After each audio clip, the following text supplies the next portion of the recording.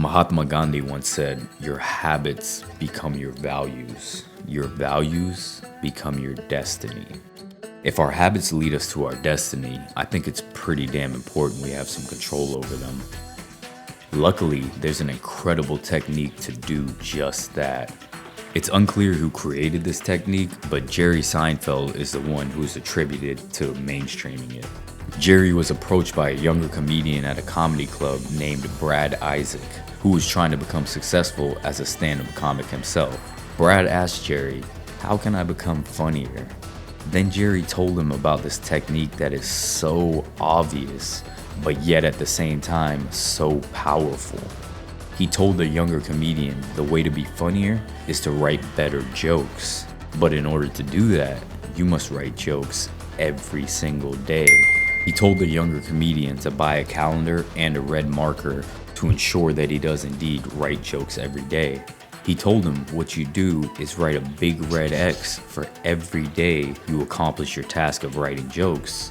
Soon enough, you'll have a chain of these red X's and just continue doing that for 30 days in a row. So the psychology behind this concept is eventually, as the chain keeps building, we start to become obsessive about continuing to build it. It becomes a sort of psychological motivator for us to continue to draw that big red X every single day. We start to get addicted to accomplishing that daily challenge. And one of the reasons this method works is because every day we complete our objective, the sense of satisfaction it brings releases dopamine for a job well done. And the thing with dopamine is our brains are designed to repeat any actions that release dopamine. In fact, that's exactly why we're addicted to most of the bad habits we have today. Social media is a prime example of this fact. Every time we hear that ding on our phones, we get just a little dopamine hit. But in this case of the calendar method, we're actually flipping it on its head, and dopamine is now working in our favor. And that's what makes it easier and easier to continue as we get closer to our 30-day mark. Now, the golden rule of this technique working for you is to never, ever break the chain. No exceptions. Do not break that chain once you create it. If you break the chain, you fail the 30-day challenge and have to start over again from day one. No excuses, no bitching, and certainly no rationalizations. If you cheat yourself on this part, then this amazing tool is basically obsolete. Do yourself a favor, be honest, and start over from day one if you fail your challenge. Take the hit. You gotta be willing to take the hit. From my own experience using this technique, I can confidently tell you it really works. And don't just take my word for it, there's subreddits dedicated to just 30-day challenges and hundreds upon hundreds of testimonials people have submitted validating its effectiveness.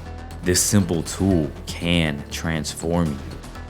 I do have to mention one very important point, however. This technique will only work for you if you're committed to the habit you chose to make or break. You have to see the value in the change you're creating for yourself for this to work.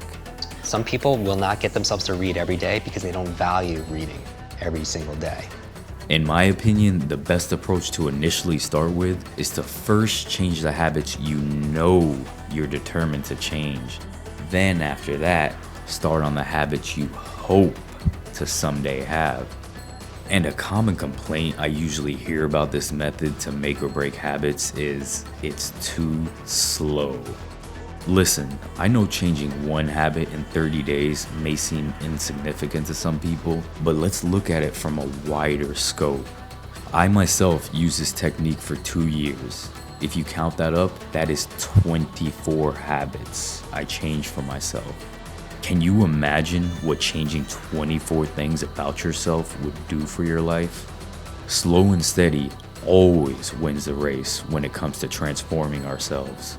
This really is a magnificent method to make or break almost any habit you can think of. Exercising, dieting, writing, learning an instrument, stop smoking, stop social media, anything. The possibilities are only limited by your goals and your ability to break them down into challenges. With this technique in your pocket alongside of your commitment, you can stop or start almost anything in your life, which will in turn create who you are. Will Durant has a brilliant quote for this that he formed off an Aristotle quote originally. He said, "We are what we repeatedly do. Excellence then is not an act, but a habit." So true. And another thing definitely worth mentioning is while I was using this method, I played with its flexibility pretty often.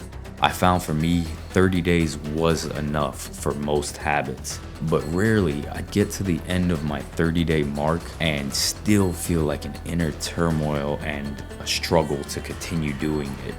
If that happens to you, then the best course of action is to continue that same habit for another 30 days. This is the part where your intuition will come into play. If you feel like you're really addicted to something and you've been doing it for years, you might even have to make it a 90-day challenge. You can even section out the goal if need be. For example, if your habit you're trying to break is to stop playing video games, but currently you spend 4 hours a day playing them, you can break it out into a 60-day challenge. The first month, your challenge could be to only play 2 hours a day or never play at work. Then the last remaining 30 days is to kick that habit completely. And if you're trying to create a talent like learning a new language or instrument, then you can simply do 30-minute to 1-hour sessions every day as your objective. I even created 7-day challenges for myself for tougher things like a juice fast. You can be as creative as you like with the concept, just always follow the rules of it and never ever break that chain. And as an endpoint for this video, it's important to know we all have bad habits we'd like to break out of. In 2019, it's hard not to be addicted to something, but it's easy to blame our bad habits on the times we live in rather than putting in the work and committing to changing ourselves. We have to take responsibility because without taking responsibility, we have no control. If you put in the work and commit to using this technique, it will transform you.